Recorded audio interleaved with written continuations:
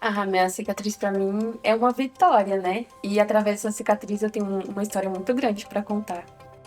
O videocast Cicatrizes é uma iniciativa do projeto Cicatrizes, o movimento da doação. Apresentação, Renata Venere. Mais um episódio do nosso videocast Cicatrizes, o movimento da doação. Que coisa bonita, né? Delícia demais. E eu tô aqui com a Vitória Montanari, 25 anos. Tudo bem, Vitória? Tudo bem, graças a Deus. Acabei de fazer 25. Acabou de fazer 25, né? Outro dia a gente se cumprimentou, né? Por mensagem. Conheci a Vitória numa corrida pela doação de órgãos, né? Você não só está à espera de um pulmão, é a quarta da lista em São Paulo, mas também é uma entusiasta, uma disseminadora da cultura da doação de órgãos, né? Qual a sua relação com essa realidade, que é complicada, né? Não é fácil. É uma espera constante, né? Por uma ligação, o seu celular tocar. E a ansiedade é mil, assim. A gente já vai falar um pouco sobre essa sua recente experiência de ser chamada, de ficar ali pronta, né? Esperando pela cirurgia, chegou o pulmão, não era um pulmão com a qualidade que o médico queria, então você acabou não fazendo, não realizando o transplante. Mas eu queria começar pedindo para você me contar aqui quem é a Vitória, né? Como é que é essa garota, porque eu acho que eu posso chamar de garota, né? É um mulherão já, mas você estava me contando que desde sempre, né, você nasceu com um problema pulmonar. Então vamos falar um pouquinho dessa ordem cronológica. Eu nasci com uma doença rara, né? Chamada imunodeficiência primária. E só que o diagnóstico só foi feito quando eu tinha 15 anos. Então, ao longo da vida, eu tive muitas pneumonias. Uma repetição de pneumonia umas 4 vezes por ano. Eu ficava mais no hospital do que em casa. E aí só foi feito o diagnóstico correto quando eu me mudei para Brasília, porque eu nasci em Rondônia. Uhum. E em Brasília tem mais recursos, né? Hospitais melhores. E aí lá que fechou meu diagnóstico. Então, até esse fechar o diagnóstico, meu pulmão ficou bem comprometido. E aí a médica, quando eu tinha uns 20 anos, 21, falou que eu ia precisar do transplante de pulmão. Aí foi aquela correria de mudar para São Paulo, fazer exames para entrar na lista. E só que eu não parei a vida, eu continuei estudando, trabalhava, me casei nesse tempo. Não para. É um agito. Agora, então você nasceu com uma doença rara, o diagnóstico, como é muito comum, né, entre doenças raras, demorou demais para, né, aparecer realmente, dar ali o veredito, e você conviveu com isso por muito tempo. Em Rondônia, e você mudou para Brasília, porque em Rondônia você não tinha exatamente todos os recursos de que precisaria para... Não tinha os especialistas, né? Igual tem em Brasília. Os médicos tratavam lá como se fosse uma pneumonia normal, e não era. Era a falta de anticorpos que protege meu pulmão. E aí acabou fazendo essa sequência de pneumonia. Uhum. Você tem irmãos? Tem. E alguns dos seus irmãos também têm algum problema de saúde? Não, graças a Deus, não, só eu mesmo. Você é a mais velha, mais nova? Quantos irmãos Sou a tem? mais velha. Eu tenho o Lucas, que ele tem 14 anos, e tenho o Enzo, que tem 12. E você fez 25. Fiz 25. Então você é quem manda na casa toda ali, né? O que ela fala, eu tenho que obedecer. É isso. E como é que é você sair de casa, né, do seu ambiente ali, para ir se tratar, para tratar da saúde num outro lugar, numa cidade que não é sua? Como é que foi essa chegada em Brasília? No início foi difícil, né? Mas como eu fui para Brasília com meu pai, então a gente teve um apoio ali também do pessoal da igreja, que foi um apoio muito grande pra gente, que deu um amparo, assim, os primeiros caminhos pra gente começar o tratamento foram eles que me ajudaram. Sabe, é interessante, eu faço muitos trabalhos com pacientes com doenças raras, né? Pessoas que vivem com doenças raras. E aí é curioso que vocês acabam entendendo muito, né, da própria condição, porque você precisa saber, se conhecer muito para reagir, inclusive, de uma forma rápida, né, se você precisar. Então, como é que funciona como é que você foi aprendendo sobre a doença, sobre as manifestações no seu corpo e como é que é conviver? Porque é desde a infância, né? Infância, adolescência, agora a sua vida adulta, jovem. Não é fácil, assim. No início, eu ficava bem chateada por conta que eu não consigo até hoje, né? Correr, brincar igual as outras crianças normais. No início eu ficava bem, assim, triste, né? Mas com o tempo a gente foi acostumando e eu fui aprendendo a lidar com as minhas limitações do dia a dia. Por exemplo, ir para a escola. Passei muito tempo faltando na escola, tive dificuldade porque ficava sempre doente e porque eu gosto. É claro, é emocionante mesmo, né? E aí você volta, e aí você lembra da trajetória até aqui. E é assim, para nós, né, que estamos vendo, eu não vou falar de fora, porque a gente mergulha realmente nesse universo, né, para trazer essa conscientização, né, gente, sobre a importância da doação de órgãos, de você conversar com a sua família. Tô aqui com a Vitória, 25 anos, ela nasceu com uma doença rara e descobriu tardiamente, né, já com 15 anos de idade. Então ela teve que fazer ali nem muitas escolhas, né? Ela foi indo do jeito que dava, mas ela tem um sorriso que está sempre ali no rosto, esperando por um pulmão que vai chegar a qualquer momento. Ela tem que estar pronta, né? Mas o telefone toca e não é dessa vez, o pulmão chega, mas não é aquele. Então imagina, né? As pessoas de forma geral, ainda mais nessa sociedade tão frenética que a gente vive, reclamando de esperar uma coisa ou outra, né? A gente está aqui com a Vitória esperando a chegada de um órgão que vai possibilitar que ela corra, faça um movimento de dar umas passadinhas, né, mais rápidas ali depois. Então, retomando aqui, né, e no meio dessa emoção toda, fique absolutamente à vontade. Se duvidar, eu também vou chorar aqui, vamos nós duas chorando, né? Todo mundo aqui no bastidor. Mas essa sua vida nova, né, que vai se renovando ali quando você precisa ir para Brasília. Como é que foi para você se enturmar? Como é que são os seus pequenos rituais, digamos assim, para entender, bom, eu tenho uma questão, eu preciso passar por isso, e eu preciso estar aqui altiva, né, e querendo, com vontade realmente de viver. Como é que, de onde tira esse sorrisão? Eu acho que, primeiramente, eu tenho muita fé que vai dar tudo certo, então não deixo essas coisas do dia a dia e da minha condição, da minha doença me abalar. Eu tento seguir em frente, cabeça erguida e trabalhava, estudava, não deixava essas coisas me abalar. Uhum.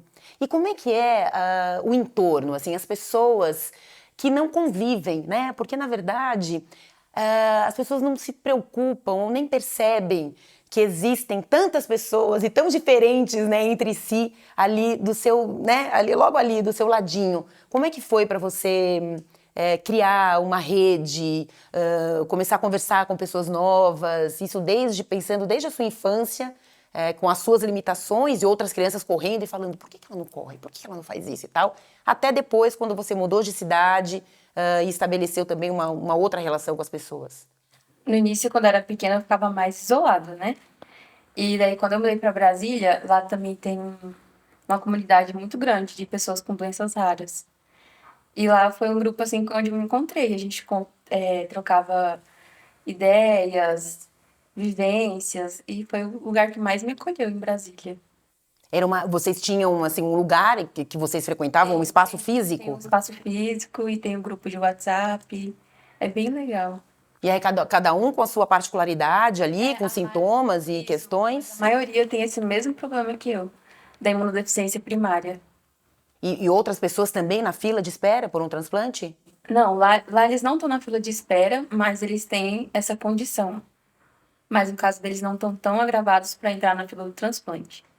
Que essa parte da fila do transplante, eu comecei a viver mais quando eu mudei para São Paulo.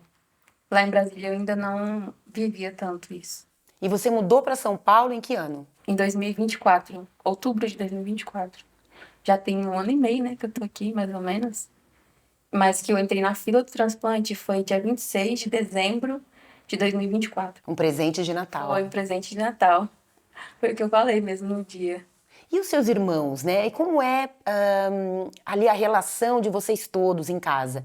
Porque os seus pais conviveram com você, ficando doente muitas vezes, né? Uma recorrência ali de episódios de pneumonia, tal, até que realmente vocês conseguiram encontrar o diagnóstico. Como é que era, assim, né? O cuidado com você e você em relação aos seus irmãos mais novos, assim, você querendo também cuidar, mas também ali tendo que ser cuidada. Eu, por ser irmã mais velha, sempre queria cuidar dos mais novos. Mas acaba que muitas das vezes eles que cuidavam mais de mim por conta dessa condição. Mas eu acho que o carinho assim, que eu tenho por eles e eles por mim é incondicional. E é bom aprender a ser cuidada, né?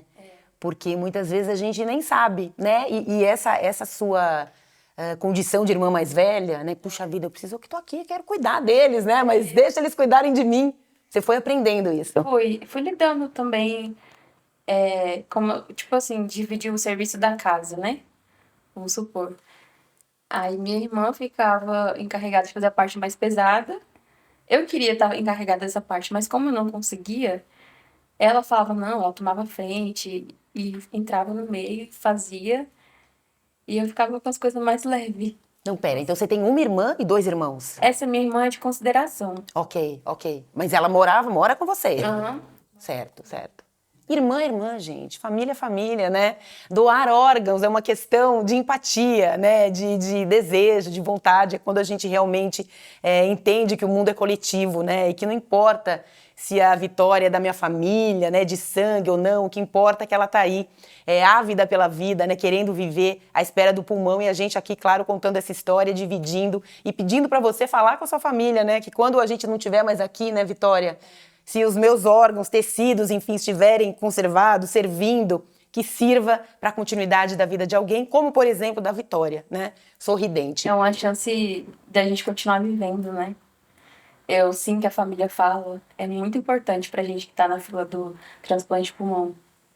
Você já tinha ouvido falar de transplante antes de entender o seu diagnóstico, de perceber que aqueles recursos não estavam sendo suficientes, e aí sim você, poxa, precisa ir para São Paulo para fazer esse transplante. Você já tinha ouvido falar sobre isso? Antes dessa parte, não. A médica sempre falava que se não desse mais certo os medicamentos, ia me encaminhar pro transplante, mas antes de você entrar nesse mundo, você não faz nem ideia, assim, o que é um transplante. Eu acho que essa parte ainda as pessoas são um pouco leigas. E aí você preferia ficar também um pouco, nem quero saber, quando chegar a hora eu sei, eu entendo, ou você quis procurar um pouco, saber melhor? Não, procurar. Aí é aquela parte que você vai no YouTube, né? Você olha no Google, coisas que não... Doutor Google. Não façam isso se você tiver uma notícia dessa. Não é legal. Porque você fica curioso, né? Você quer saber o que vai acontecer, como que é feito. Se tem pessoas que já passou por o que você tá passando. Aí foi aí que eu descobri a Liege no Instagram, foi aí que eu descobri várias outras pessoas que já fez transplante de pulmão e estão bem, graças a Deus.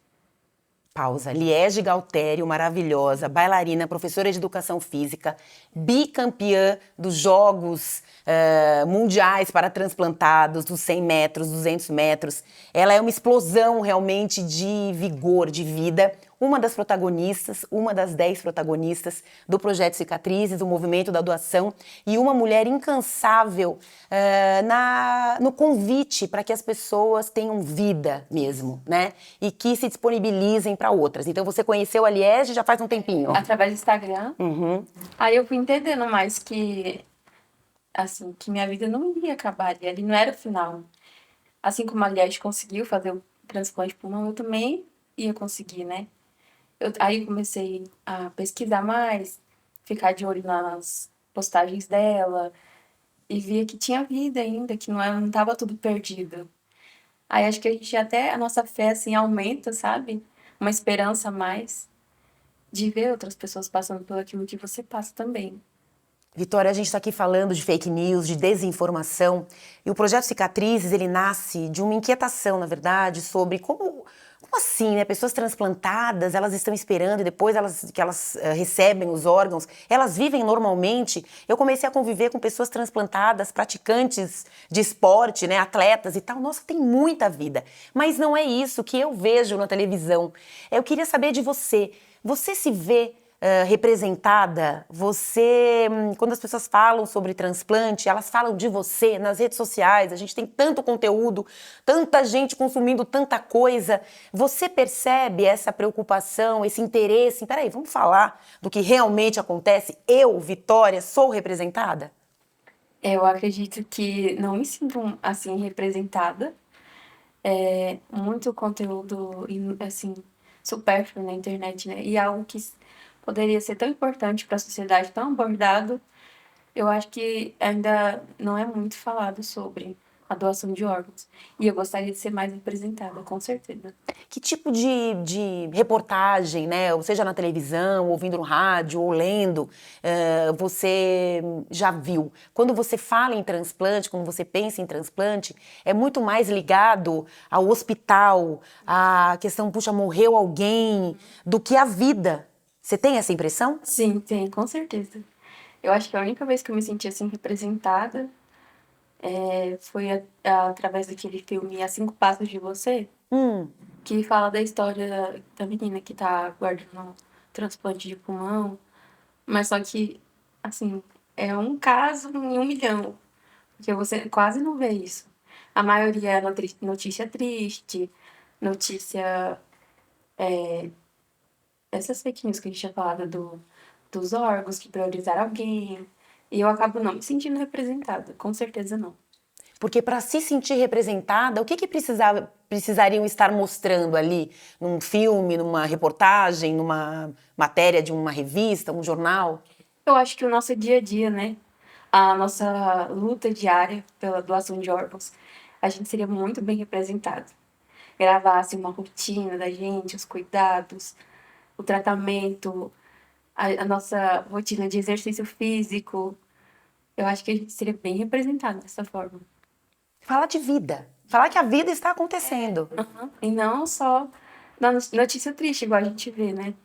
Você anda com seu oxigênio para cá e para lá, né? E as pessoas, elas se ocupam muito com a vida dos outros, né? Assim, para ajudar, pouca gente tá aí querendo. Mas, nossa, o que será? E blá, blá, blá. As pessoas chegam e você perguntam o que você tem. Como é que funciona isso? Pergunta, às vezes as pessoas perguntam, ai, o que é isso? É pra medir o batimento do coração, eu já escutei até isso. É pra você ver como que é a desinformação das pessoas, né? Aí eu explico, não, é um oxigênio, tô na fila do transplante de pulmão, tem uma doença rara. Aí as pessoas se espantam, né? Porque acham que é por conta que eu fumei, ou alguma coisa assim. Não, é por conta da minha condição mesmo. As pessoas se espantam. E aí elas falam, nossa, o que é isso? Fila de transplante? Porque a maioria nem sabe que isso existe, né? A maioria das pessoas. E as que sabem ainda vê essas notícias ruins e acham que é dessa forma. Mas é curioso, né? Porque você tem 70 mil pessoas na fila esperando por um transplante. Essas 70 mil pessoas têm as suas famílias. Então você pode multiplicar por muita gente que sim sabe. O Brasil é imenso, claro. Mas muita gente sabe, muita gente já ouviu falar, mas não se aprofundou. Porque no final das contas não tem alguém transplantado na família ou sei lá, né? E a maioria das pessoas não se interessam, né, por assuntos que seriam bem importantes pra gente. Mas preferem ficar assistindo conteúdos irrelevantes na internet. É triste, mas é verdade.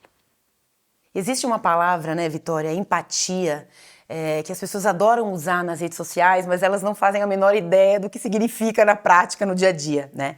Então, se a gente for pensar, estamos falando aqui, conversando sobre, puxa vida, as pessoas não se interessam porque elas não vivem.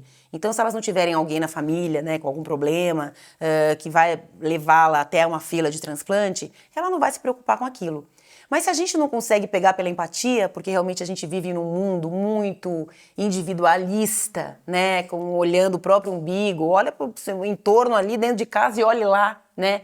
A gente pode talvez convidar as pessoas a entenderem que elas, você aí, né, que está aqui nos acompanhando, podem vir a precisar de uma doação de órgãos. Então hoje está tudo bem com você, com a sua saúde, com a sua mãe, com a sua filha, seu filho, marido, enfim, as pessoas que você mais ama. Mas amanhã, e é hoje e amanhã mesmo que eu estou falando, pode aparecer alguma questão de saúde grave que leve essa pessoa para a fila de um transplante. O que ela vai precisar? De um órgão, de alguém desconhecido. Existe o Intervivos, né? mas a gente está falando aqui de pessoas desconhecidas se interessando por pessoas desconhecidas, né? A gente entender que todo mundo quer ajudar todo mundo. Faz sentido isso para você? Faz total sentido. Eu acho que quando você começa a se colocar no lugar, poxa, pode ser eu amanhã nessa fila, esperando esse órgão, e vou depender de uma família falar assim pra mim, aí eu acho que o negócio começa a mudar, né? Quando a pessoa pensa que ela vai precisar.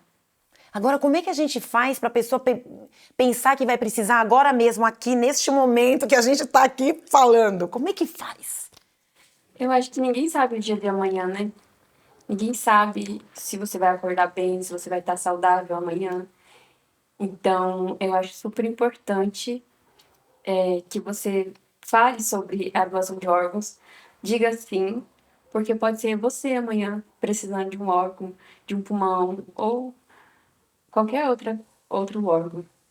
E às vezes não é nem maldade, né? É realmente falta de interesse, de compreensão de que o teu mundo não vai acabar. Dá para parar um minutinho para falar, puxa, doação de órgãos, nunca parei para pensar nisso. Mas olha que faz todo sentido realmente. Vou falar, gente, doa tudo. Porque nem sempre é não vou doar. Porque se a pessoa for pensar bem, não vai doar por quê?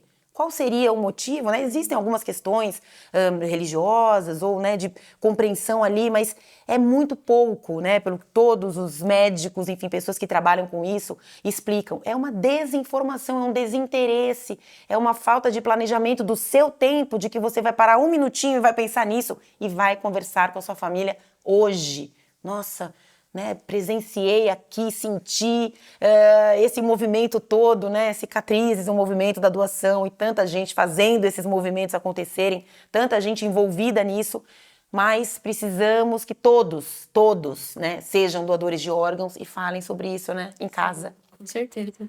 Gente, vamos falar muito, por favor, porque eu sou a quarta da fila.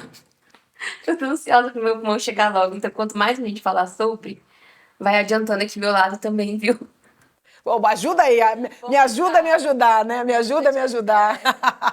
É fundamental isso, né? O reconhecimento. Quando você se enxerga no outro, você fala, opa, olha só, existe tudo isso aí, olha essa mulher, olha essa criança, olha essa pessoa de qualquer idade, de qualquer classe social, raça, religião. As pessoas estão ali vivendo. E é isso que você quer. Eu quero continuar a minha vida. Eu tenho o sonho ainda de me formar, que eu fazia biomedicina, aí tive que parar. Um dos meus maiores sonhos era casar, casei com o amor da minha vida.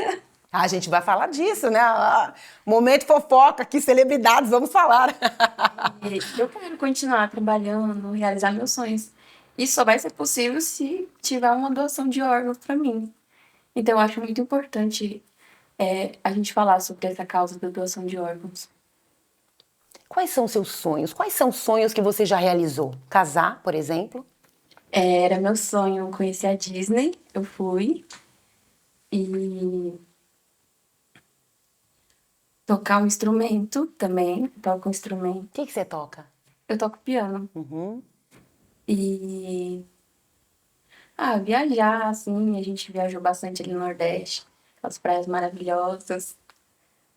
Acho que meu maior sonho era, assim, ter o amor da minha vida e eu encontrei. Ele mora em Brasília, você mora em São Paulo. Isso, ele tá em Brasília por conta do trabalho e eu tive que ficar em São Paulo por conta do tratamento. Mas a gente sempre se vê, dá um jeito pra se ver.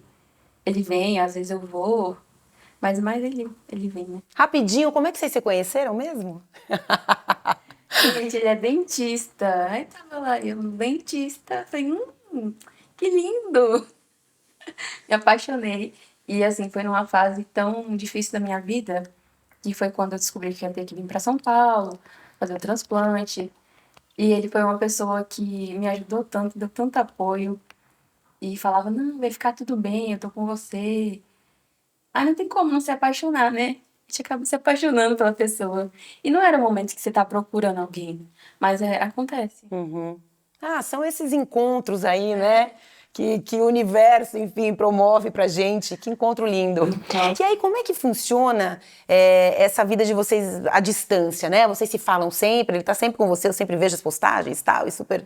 tem um romance no ar sempre ali, né? Ele sempre cuidando. Hoje mesmo ele tava preocupado comigo no WhatsApp, porque eu passei um pouco mal de manhã. Uhum. E ele já fica me ligando, mandando mensagem, amor, tá tudo bem, tô preocupado. Não, tá tudo bem. Porque eu não gosto de ficar preocupando muito ele também, né? Por conta que ele tá no trabalho e tudo. Mas quem ama se preocupa, meu bem. Vai preocupar, não é você que quer preocupá-lo. Ele vai se preocupar porque ele te ama, assim como o contrário também é igual. Ele fala, não tem como, eu fico preocupada. Mas acho que o amor é isso, né? Sem dúvida, claro. O interesse, Isso. né? Tem algum problema, o problema é compartilhado, né, gente? Enfim, senão não é amor, né? Fala que não é meu problema, o problema é nosso. Uhum. Fala que é de nós dois. Você falou que você passou mal, né? Você costuma passar mal? Esse dia a dia, essa rotina, você toma antibiótico todo santo dia? Todo dia eu tomo antibiótico e aí meu estômago fica bem sensível. Aí acaba que algumas vezes, né, volta. E hoje no Uber eu vim passando bem mal, ainda bem que eu tinha trago algumas sacolinhas de plástico. Deu tudo certo. Deu tudo certo. Tá aqui plena, linda, com seu gloss, maravilhosa. Essa é uma gloss. Não, mas tem brilho, menina. Você tem um brilho incrível. Natural. É isso. Agora, como é que é essa rotina de remédio, né? Porque você é uma pessoa. Assim, você faz exercício físico regularmente. Você faz as coisas que você sabe que precisa fazer para estar em melhor condição, inclusive para o transplante, né? Porque é fundamental que a pessoa que esteja na fila cuide da saúde, cuide da alimentação, cuide, né, do corpo, né, da cabeça, do coração, para estar ali na melhor condição possível dentro do quadro, né, de saúde, claro. É porque após o transplante, né, a gente fica um tempo na UTI. Internado. E os médicos desde o início conversam com a gente e falam: vocês precisam ter massa muscular para aguentar a UTI, para aguentar a internação, o pós, que é a parte mais difícil. E esse cuidado começa desde agora, desde sempre, desde que entrei na fila, os remédios no horário certo, tomo remédio 3 vezes ao dia, aí faço a fisioterapia com o personal 3 vezes na semana e a alimentação certinha, regrada. Muito legal esse personal, né? Porque não é todo professor de educação física que topa dar aula. Como é que foi esse encontro de vocês? Foi o próprio médico lá do Incor que indicou, ele é especialista, né, em pacientes com problemas cardiopulmonares. Então foi perfeito, assim, caiu igual uma luva na minha vida. E ele me ajuda muito, tá todo dia lá comigo na academia, carrega os pesos pra mim, me incentiva, às vezes que eu tô desanimada e não quero ir, ele me ajuda. Nossa, foi, assim, perfeito ter encontrado ele. E você anda com seu oxigênio o tempo inteiro. Você não desliga dele. Não, assim, às vezes, se eu tô muito bem sentada no sofá da sala, de casa, aí eu consigo ficar sem um pouco do oxigênio, né? Mas acho que de 24 horas do dia, 20 eu tô com oxigênio. E como é que você monitora isso? Você fica olhando, medindo? Eu tenho o oxímetro, né? Aí a gente coloca aqui no dedo. E se a saturação estiver abaixo de, por exemplo, 94, 93, aí já é sinal que eu tenho que colocar o oxigênio.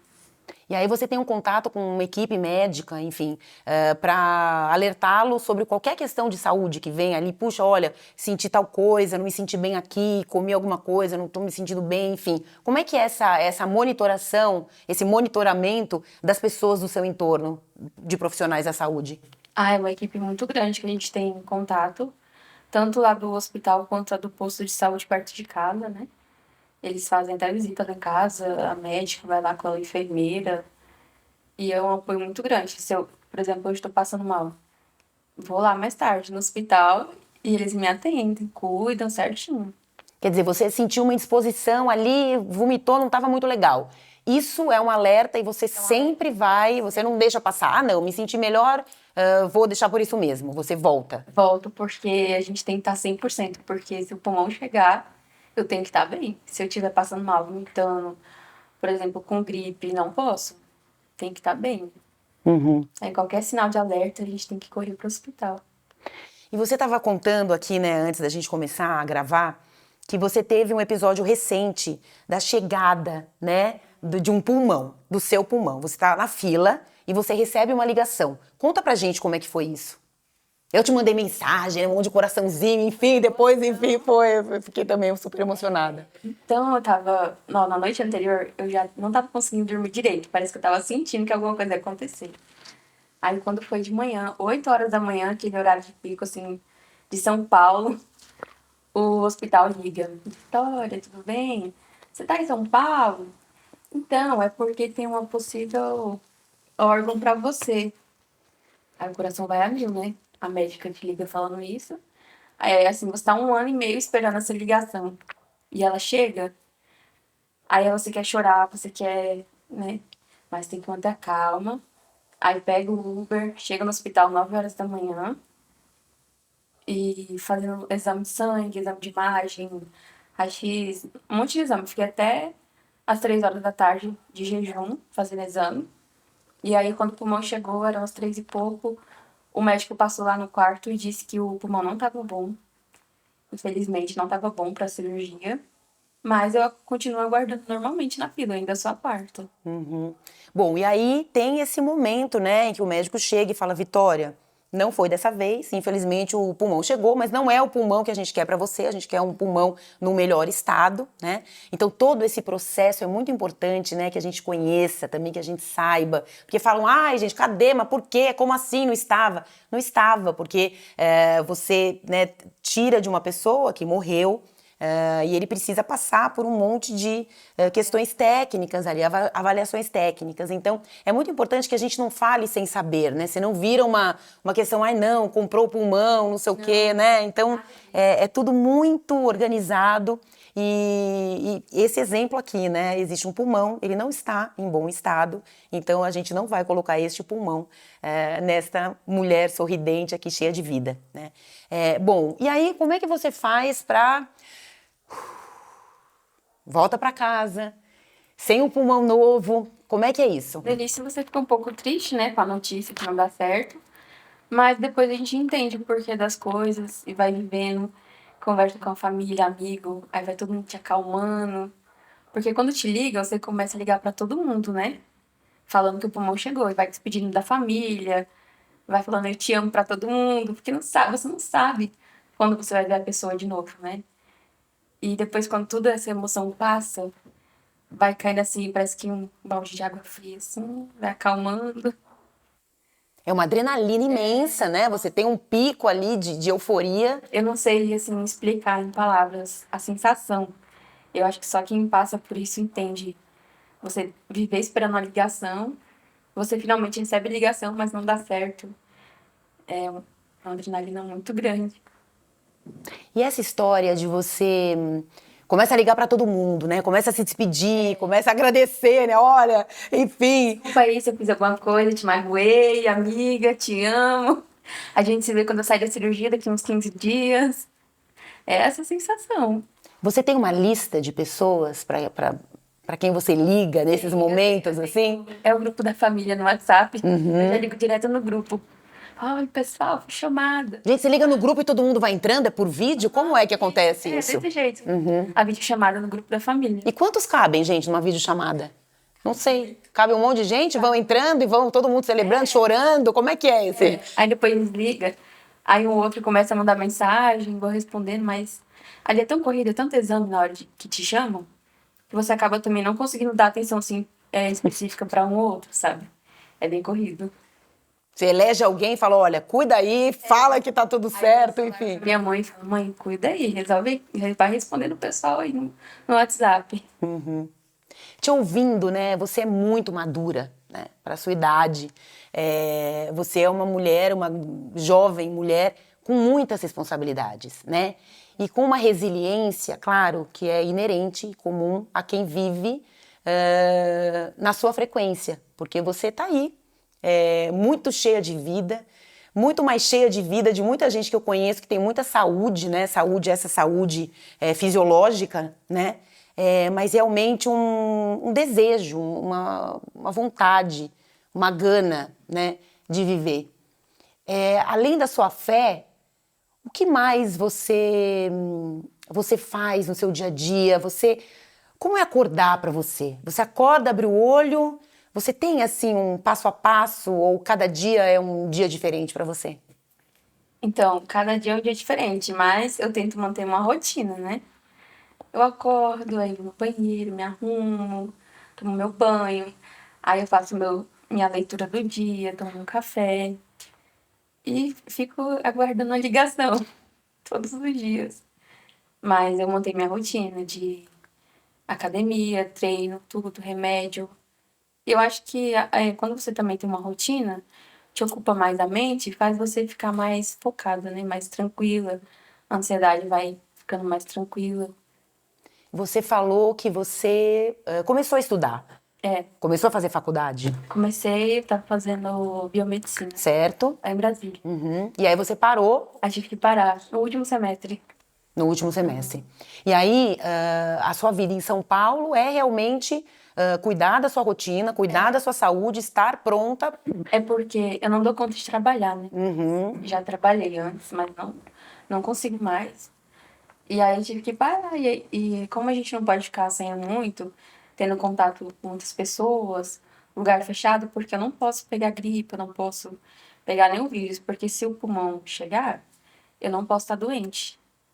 Então a gente tem que se cuidar ao máximo de lugar fechado com muita gente. Então a gente acaba ficando muito em casa mesmo.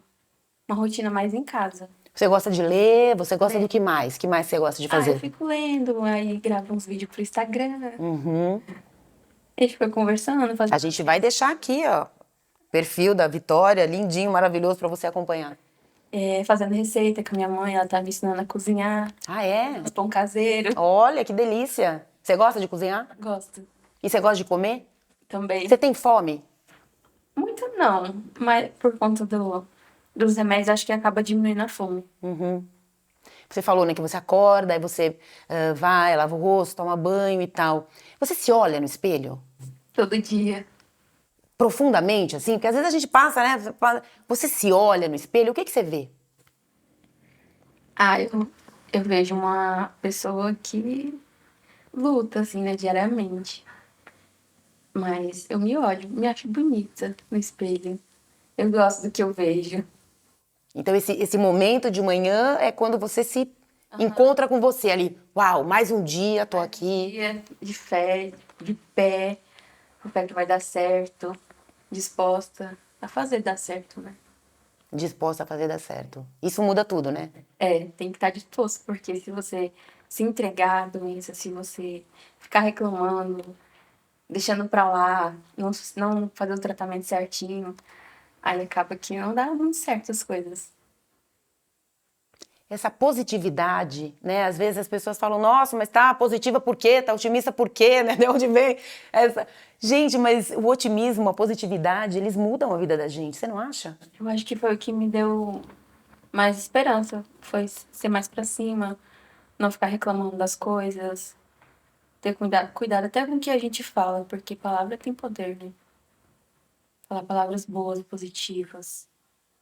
Isso acaba mudando muito a nossa vida, o nosso jeito de ser, pensar. Ler um livro que você gosta.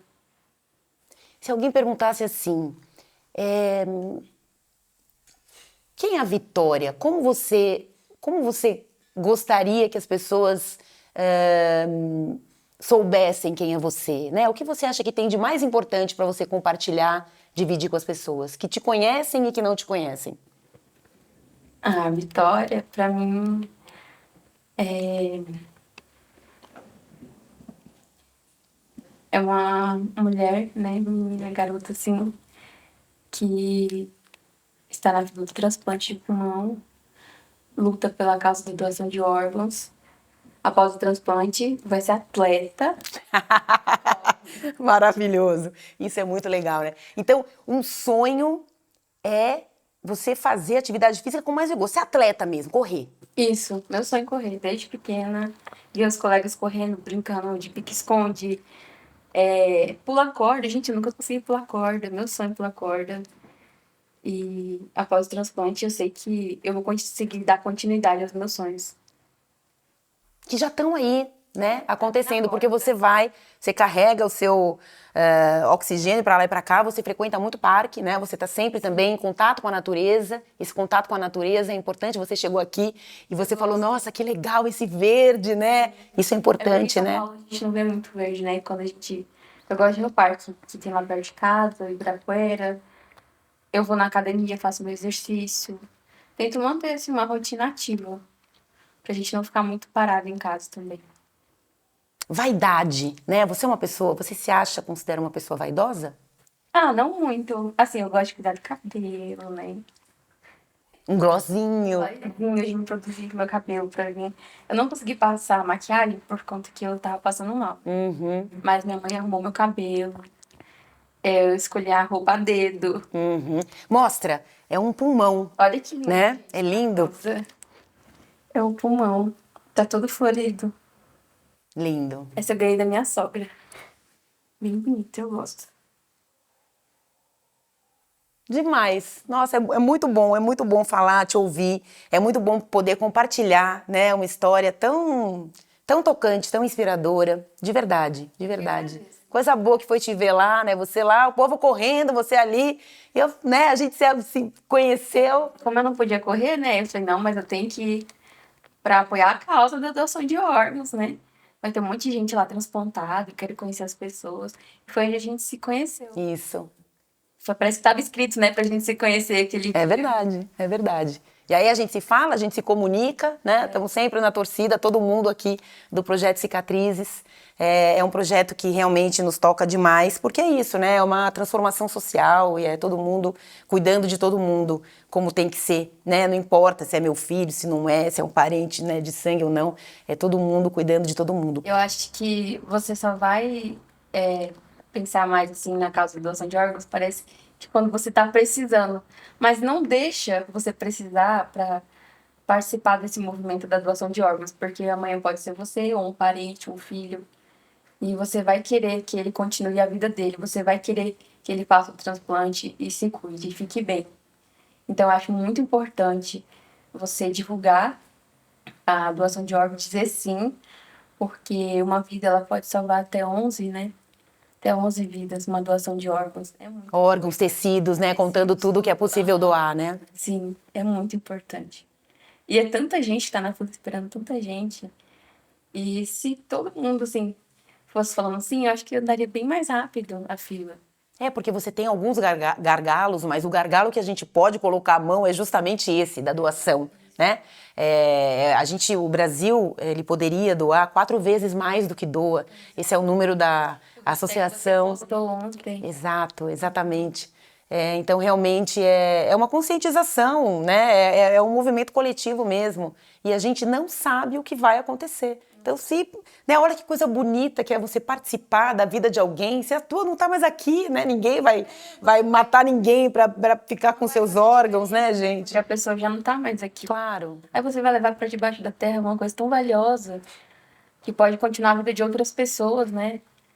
Assim, a gente tem que se conscientizar melhor sobre a doação de órgãos.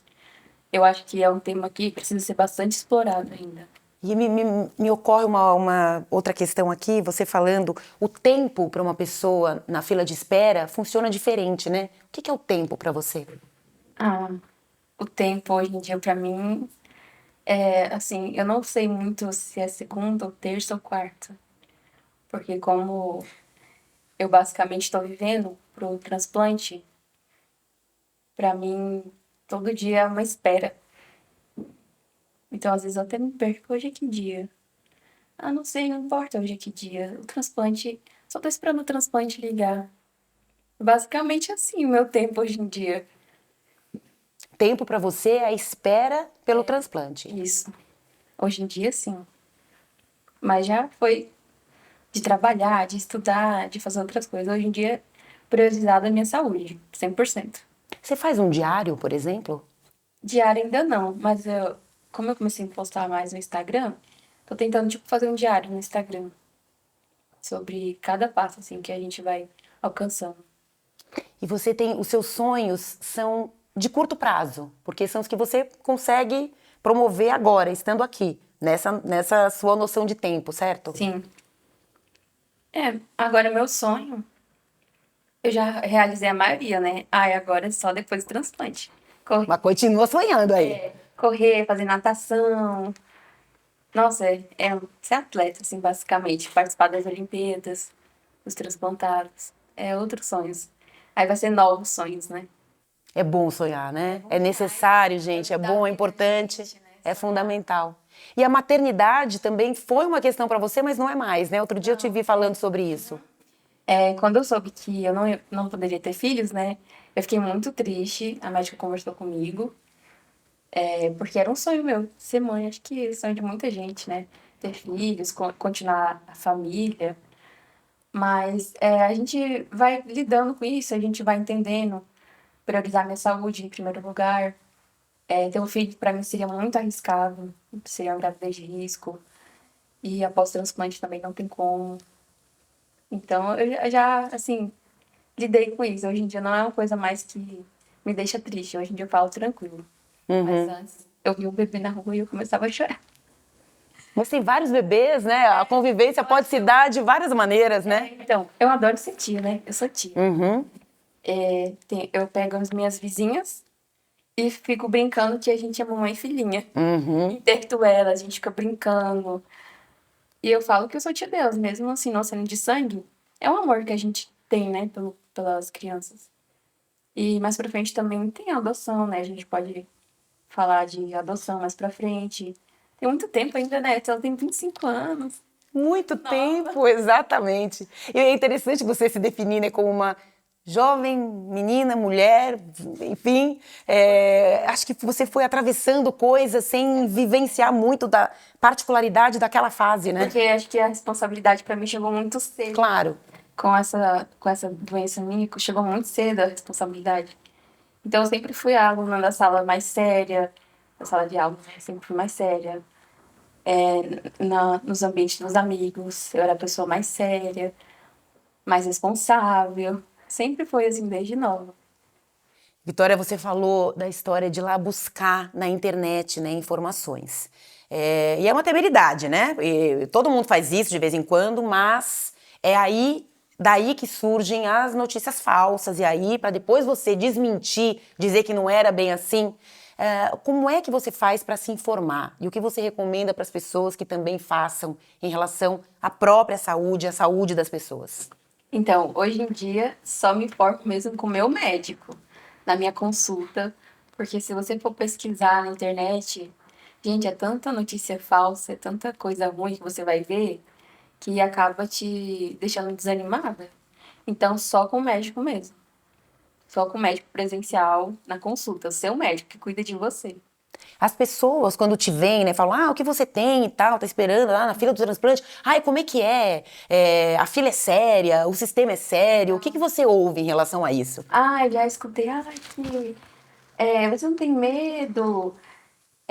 Às vezes passam aqui na frente. Ai, que pode acontecer. Ai, já ouvi até de órgão ser vendido. Uma coisa assim. Falei, gente, que absurdo. É porque as pessoas estão de fora, elas não entendem como é a fila do transplante de pulmão. Que é tudo esclarecido, é um registro que você tem, é no site, o médico que coloca você.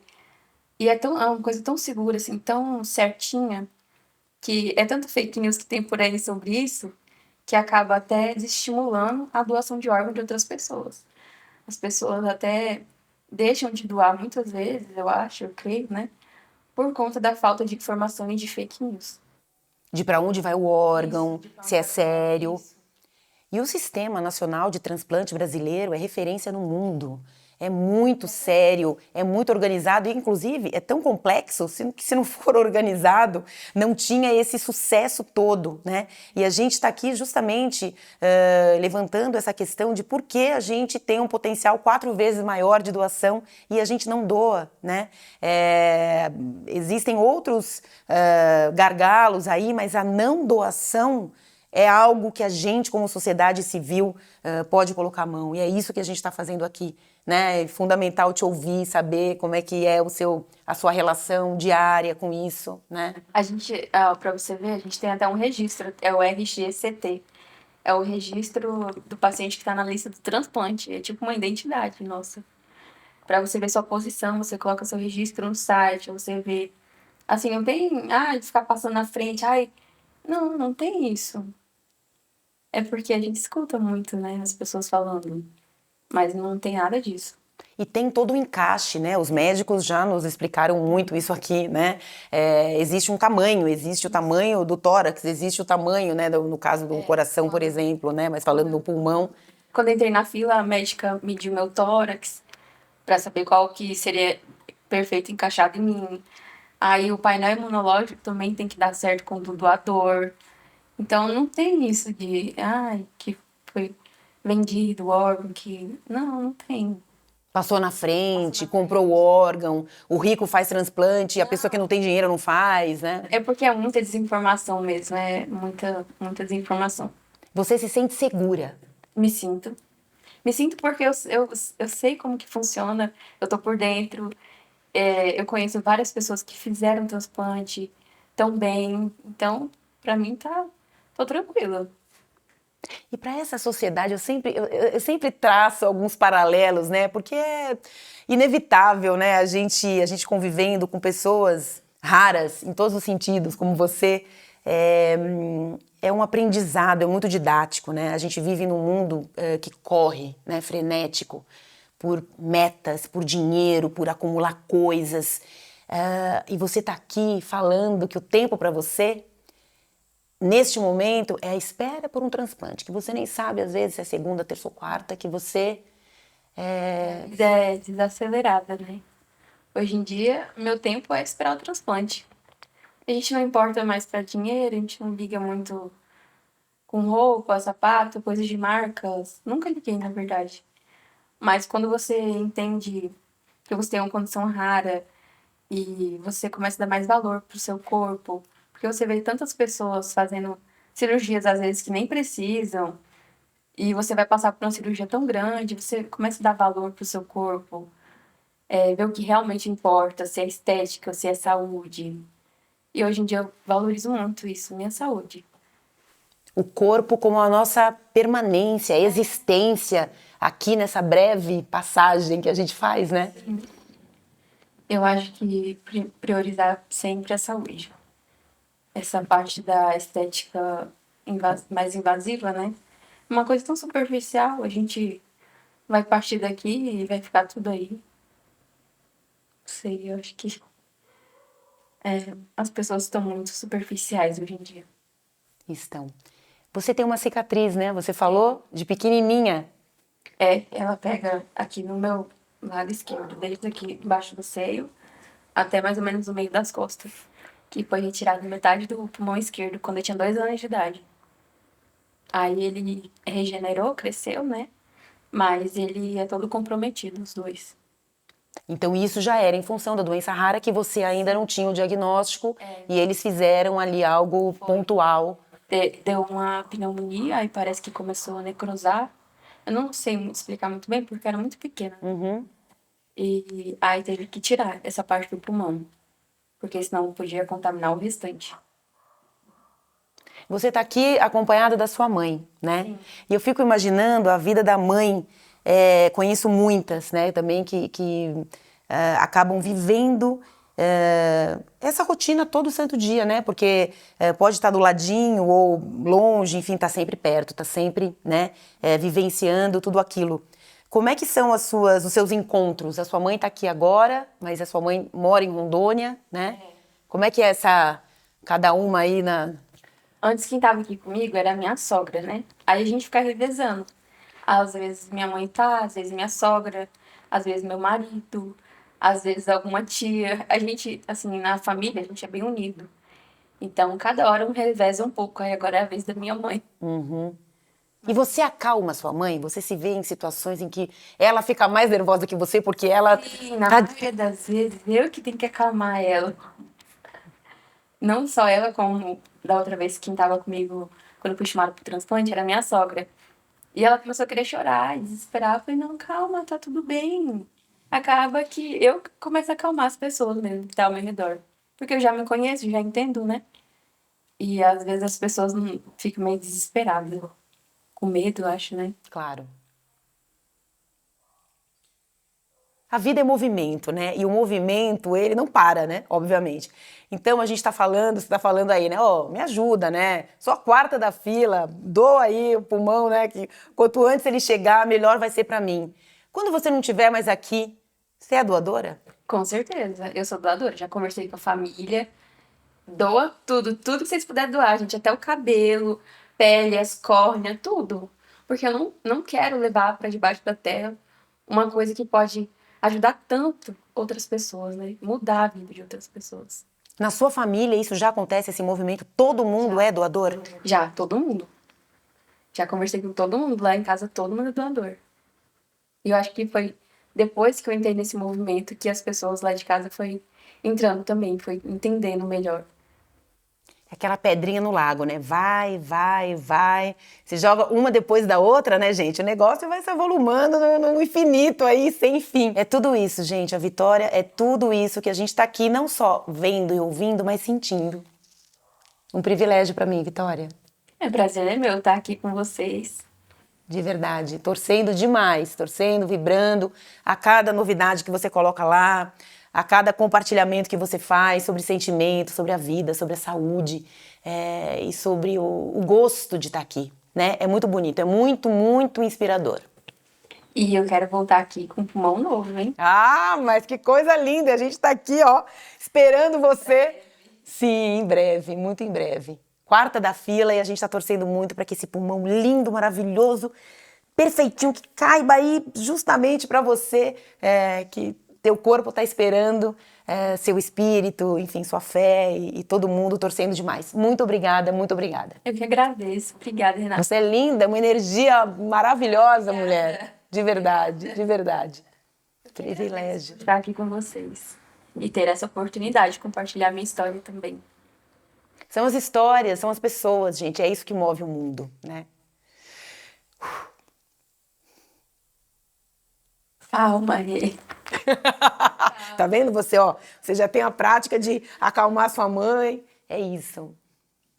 Pra gente encerrar, Vitória, falamos da sua cicatriz. O que ela representa pra você? A minha cicatriz pra mim é uma vitória, né? Por um momento que eu passei de dificuldade na minha vida. E ela é uma vitória porque eu continuo lutando por ela. E através dessa cicatriz eu tenho uma história muito grande pra contar. E que virá mais, né, cicatriz? Mais histórias pra contar. Que venha essa nova cicatriz aí, rapidinho, né? Que venha logo. Que venham as cicatrizes, né? Que formam a gente, que marcam a gente, a nossa vida acontecendo. E a gente te convida a esse projeto Cicatrizes, movimento da doação, o movimento das pessoas, a Vitória aqui, se disponibilizando, contando, abrindo, né, a vida dela, os amores, os sonhos, os medos, desejos. Medo, não perguntei. Tem algum medo? Não tenho medo. Hoje em dia eu já não tenho mais medo. Só tenho medo de não poder dar continuidade aos meus sonhos, à minha vida. É o único medo. O resto, não tenho medo. Cicatrizes, projeto Cicatrizes, fazendo você pensar sobre a sua vida também, porque no fim das contas é sobre a sua. A gente está aqui falando da Vitória para provocar você, a sua família, a uma reflexão que tem tudo a ver com qualquer pessoa que está aqui na face desta terra redonda, gente, né? Então, por favor, converse com a sua família. E aqui o nosso videocast, ó, rodando, rodando, rodando, tem uma história legal, conhece alguém. Estamos aqui querendo contar histórias reais, de pessoas reais que estão aqui dispostas a viver.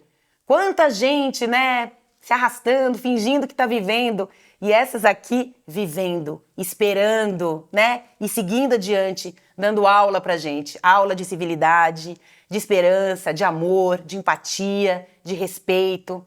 É isso. A gente espera você no próximo, que não vai demorar. O videocast Cicatrizes é uma realização Corpo, Cabeça, Coração e Máfia Digital. Apoio Estúdios Input Post. Se você gostou desse conteúdo, deixe seu like e inscreva-se no nosso canal. E continue nos acompanhando nas nossas redes www.projetocicatrizes.com.br, @cicatrizes_projeto no Instagram e podcast Cicatrizes no Spotify. Nos vemos no próximo episódio. Até logo!